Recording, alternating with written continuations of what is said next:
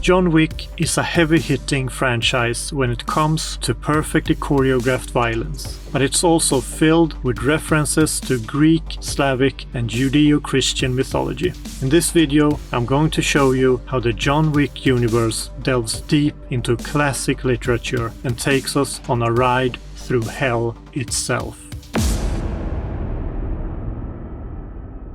The John Wick franchise features various references to different folklore and myths, adding depth to the characters and the story. For instance, John's nickname, Baba Yaga, comes from Slavic folklore about an old witch-like figure living in the forest. This reference reappears when John visits the library and finds a book with a picture of the heroine Vasilisa, who visits Baba Yaga in order to complete a series of tasks. This folklore reference of John being like Baba Yaga both add to his character's heritage and tells us that he is someone to be feared. Baba Yaga.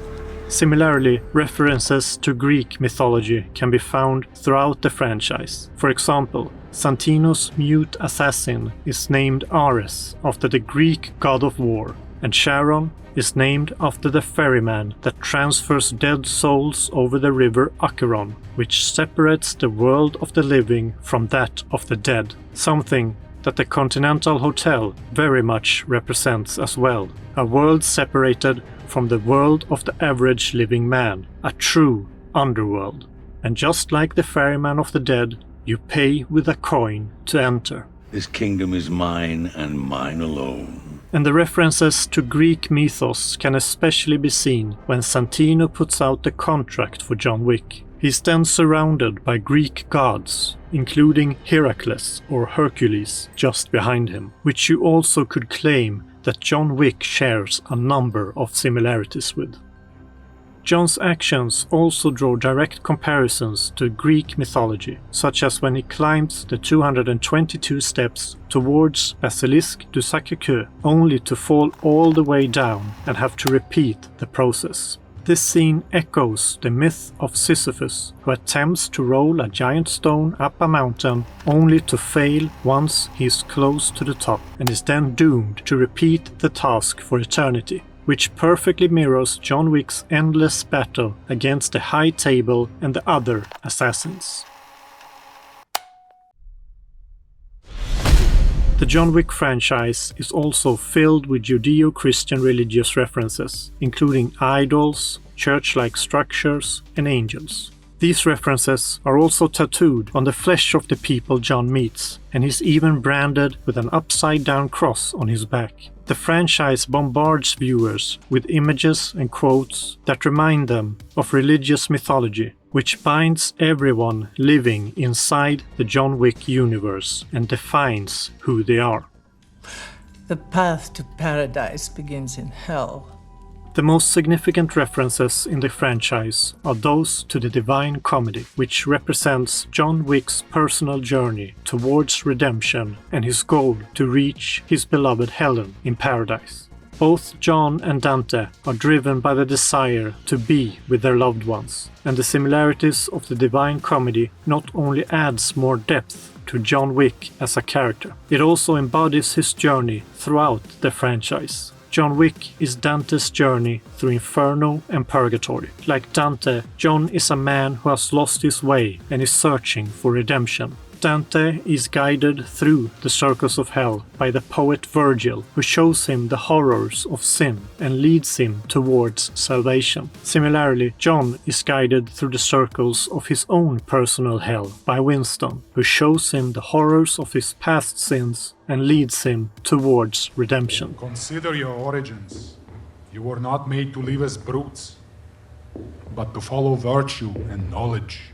But before that, John is expelled from the organization for breaking one of the cardinal rules, killing on continental grounds. Winston refers to him as excommunicado, in which a person is excommunicated. This also refers to the Divine Comedy, since there's a special place in purgatory for the excommunicated, who are detained at the base of purgatory before they can enter. Much like John Wick, who can't continue his journey to redemption until he has been cleared from breaking that cardinal sin.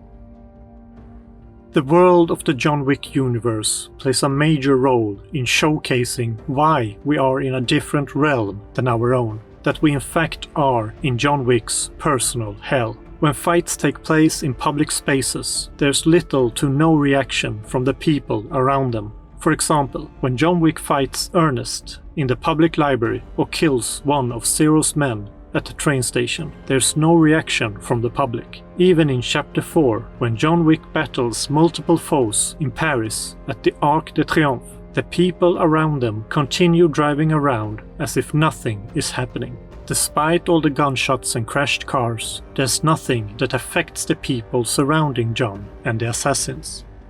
But it doesn't get any more clearer than when John is up against Killa. This scene really embodies how the different realms or circles work within the John Wick universe. While John fights enemy after enemy, there's no reaction from the people who surround him. They keep on dancing like everything is normal. It isn't until John defeats Killa that the realm he is controlling collapses. Once Killa loses his power, if you will, over the realm, that's when people around are starting to take notice of their surroundings. That's when the spell that has been laid upon them loses its effect, which would point to this being a realm that doesn't belong to our world, and that this specific place, even called Heaven and Hell, is controlled and manifested by Killa himself. Well, it looks like we have ourselves a genuine conundrum.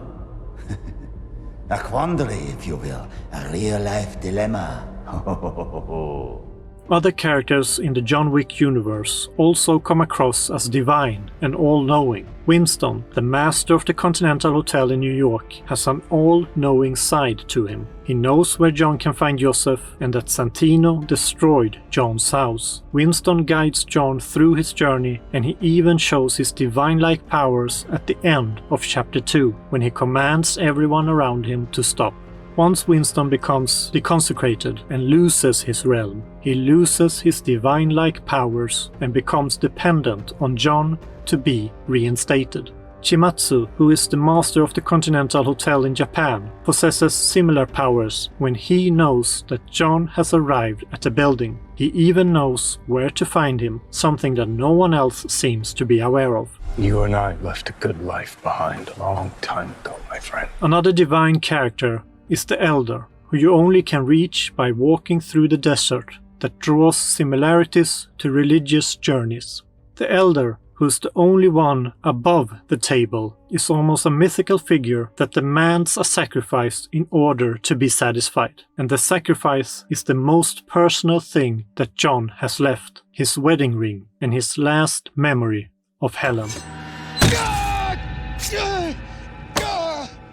We don't get to see much of the High Table, but we know that they have a tremendous power over the others and that their words are law. But we know that there's 12 seats at the table, and this is a very significant number, just like the 12 apostles, but it could also be a reference to the Divine Comedy and the 12 souls of the wise that reside in paradise. But most likely this refers to the 12 Olympians that sum up the gods of the Greek pantheon, and that the High Table is meant to represent that ideal. Something untouchable, something higher than the mere mortal man, and something impossible to bring down. Yet John manages to do just that, and more than once. Do you fear damnation, John? Throughout the franchise, John takes multiple stab wounds and is constantly being shot at. You can argue that the Kevlar suit is soaking up the bullets and that the stab wounds don't cut that deep. But there's evidence that John Wick is immortal within this realm, doomed to experience the violence and pain over and over again, until he can redeem himself. Nothing seems to kill him, not even multiple falls from great heights. He brushes it off, no broken bones or visible pain, and carries on with his journey towards redemption. It isn't until John Wick sacrifices himself so that another can live that he is mortally wounded and defeated. Only then has he managed to redeem himself and is allowed to be free from the pain and carry on into paradise. But if this is truly the Divine Comedy we are seeing on screen, shouldn't he pass through all the different layers of hell? Well, in the first movie, you could more or less break it down into different layers of Inferno, but as the franchise continues to grow, the realms within the universe expand, become more fluent, and don't necessarily come in the correct order. But, more importantly, it's the reflective journey that John Wick goes through, the dilemmas he faces for the choices he has made that cause him to pass through this personal hell that lies before him, and the shift from sins of action to sins of motives that creates the personal hell that John is in. Amen. What do you think? Did I miss anything? Please let me know in the comments below. Oh, and one more thing. Final words. Zombie Chupa.